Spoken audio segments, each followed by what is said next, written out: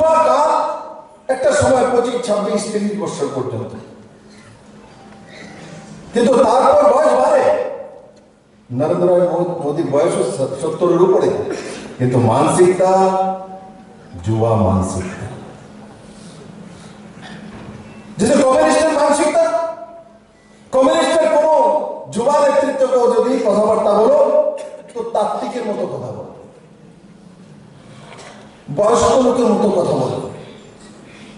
আর এমনি তো তাদের মধ্যে যুবাদের কোনো স্থানই নেই। কমিউনিস্ট পার্টিতে যুবাদের কোনো স্থান নেই।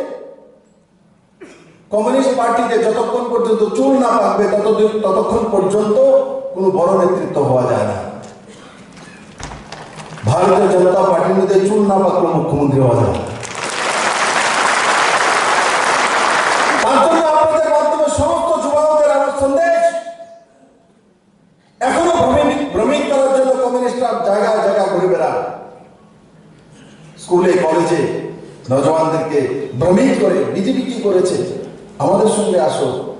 যুবাদের বলো তাদের সঙ্গে গেলে 70 বছরের এমএলএ বিজেপির সঙ্গে যদি আসে তো 26-27 বছরের এমএলএ হতে পারে, আর 35 বছরের মন্ত্রী হতে পারে।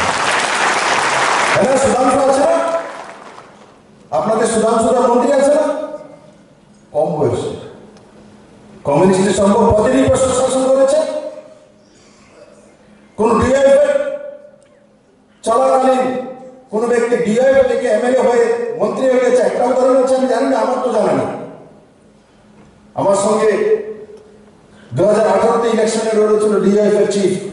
আমি যখন বনমালীপুরে দাঁড়িয়েছি তো ওই সময় নমিনেশন করার পর আমাকে বলে বেরিয়েছিল, দাদা এতদিন রাজনীতি করতে করতে কোনো কিছু দেয় না, ডিআইএফ করতে করতে চুল্লি গেল আমাদের থেকে।